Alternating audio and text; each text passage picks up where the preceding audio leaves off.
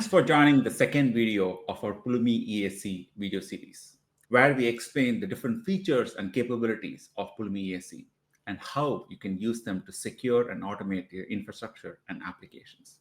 In today's video, we're going to talk about ESC's composability and how teams of different sizes can leverage it. As always, I have with me Cleve Littlefield to showcase EAC's approach to scaling, configuration, and secrets. Hello. Cleve, can you start us off on why composability is so important? Yeah, as you know, most teams start small. They have a kind of very simple config. They build out, most likely a monolith type of thing, but their config grows and grows as their team and the capabilities of the software they're working on grows. Here I have an example of a monolith config that's grown over time. Certainly not the worst example I've ever seen, but I want to kind of highlight, some common examples you see. So often in these monoliths, you have like common config that is shared amongst, everyone in the team. You might have, team-specific configs. So here I've got a notification team with their values and an invoice team with their values. And then I've got some values that are, over time people have lost track of. Maybe people have left the team that no one's quite sure who owns those values as examples. So this works, right? That you could deploy with this config and deploy your configuration, but you run into friction in your development processes. So an example is, maybe I, as a notification team, need to roll out a high priority fix, but currently the invoice team is also rolling something out, and I might run into merge conflicts. I might need to roll something back, and I don't, if these go out in bundles together, so I don't want to accidentally roll back the invoices team's work to roll out my work on the notification team. So we believe we can do better than this, and that's what we're excited to demo today. Totally. I mean, this problem is really clear. Can you show us how teams can refactor this and make this better? Absolutely. So let's jump in and kind of just show an example. So here, all I've done is I've created this composition common environment as a separate environment. I've moved the common config over there. I even moved the config that no one quite knows who owns it over here.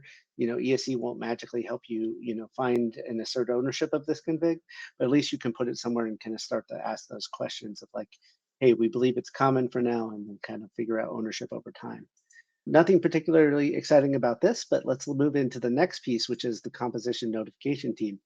Here I pulled in that config. So I've brought in the common, and I notice I brought it in at a stable tag, so I can control which version of that I want to bring in. And then I put my notification team specific keys here.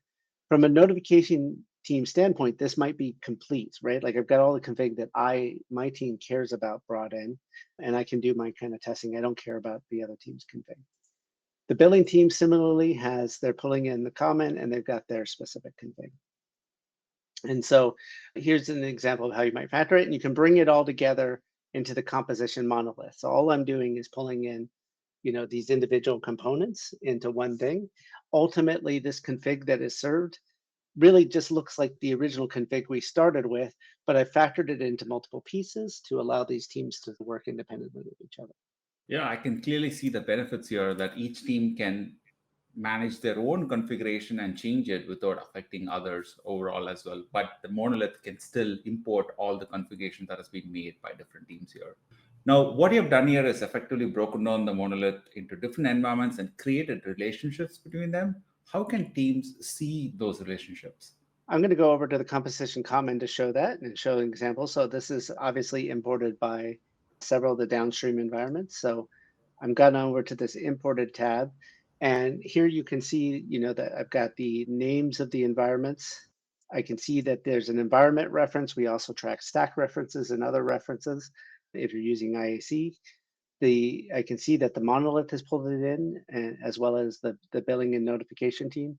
I can see also what version pulled it in. So sometimes these dependencies don't last, right? So maybe you create a dependency, you have that for a few versions, and then eventually you drop that dependency. So we keep track of which versions are importing that dependency and give you kind of a concise view of that. Similarly, if I go over to the notification team or the billing team, and go to their imported by page, I can see how those are used. So teams can track the downstream references and understand how their config is being used. Totally. And not only how the config is being used, when I'm making a change, I can see how many environments will potentially be impacted by my change. So that is really powerful for sure. I also have another question. I noticed in your final composed monolith environment, that the log level is now debug. I'm curious why that's the case. It used to be info in the previous monolithic environment.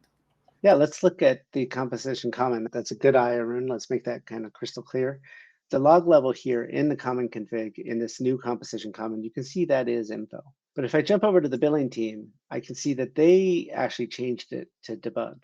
And it may be surprising that at the composition monolith, now it's resolving as debug.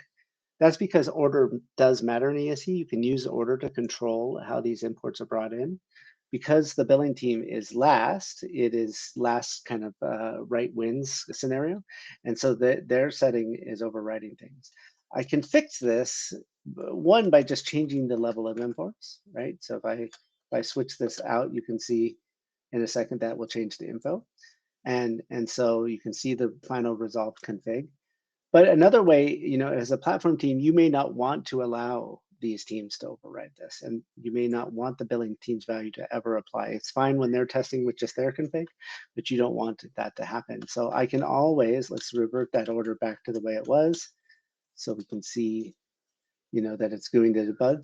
I can always just directly pull in and pull it in last. So I can say the composition common is pulled in last, and that will override anything these teams do. You do have complete control with using the ordering.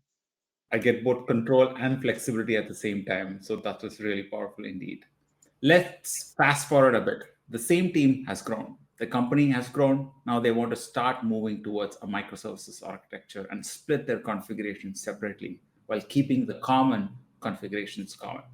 Here we have a diagram where, as before, both teams, the billing team and the notification service team, have their separate configuration as well. But they also are importing common config that probably is owned by a platform team.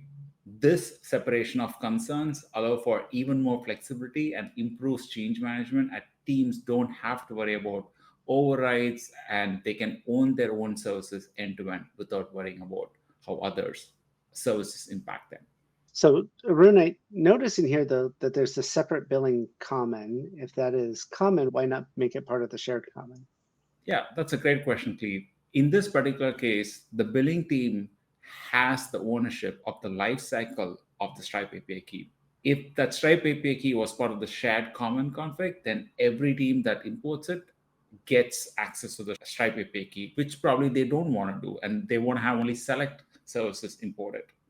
In this case, by effectively putting that environment in the hierarchy lower, they can control that only select services gets access to the Stripe API key.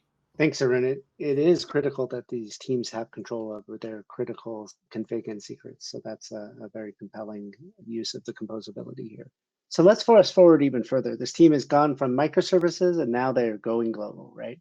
So they have, a lot of the same pieces of configuration. They might have shared common, prod common. Obviously, they can have dev and test as well and factor this however they'd like. They have the team common, but here we've introduced a new concept of a region, right? Because ESC is composable, not hierarchical, you can include these environments from multiple dimensions and use that to influence the end result. So here I have, the notification service, but there's a prod US West version and there's also a prod EU East version. I can pull in, there might be things like VPC ID or other key configuration that comes that's regional.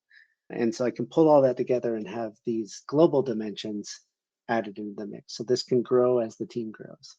Clearly, our original monolithic service and the team has become much more mature now. Cleve, from your past experience, you have managed services and deployments that are even more complicated than this one. Can you share insights from those experiences? Yeah, going global may seem like a really big deal, but sometimes teams have to go kind of hyper global, right? Like maybe they grow and need to have more than one instance even within an existing region, or a cell-based architecture, either for load reasons, performance reasons, or blast radius reasons. So in that cell-based architecture, might have more than one deployment just in US West too. And so I can include, my specific region as configuration. I can then have multiple cells all pulling from the same value.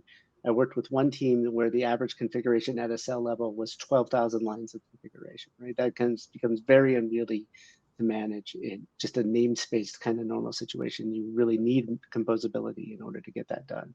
As you go, you might have other dimensions not even related to regions. So for example, worked with a team that had this idea of a beta channel, right? In these different deployments and environments, that was their fast track for beta customers as well. So this is really only limited by your imagination of how you can factor these environments to meet your need as you scale in multiple dimensions. And that is really powerful, like especially with our imported by feature, where you can visualize how these relationships exist and teams can kind of manage this global configuration and keep it under control and have full visibility as well.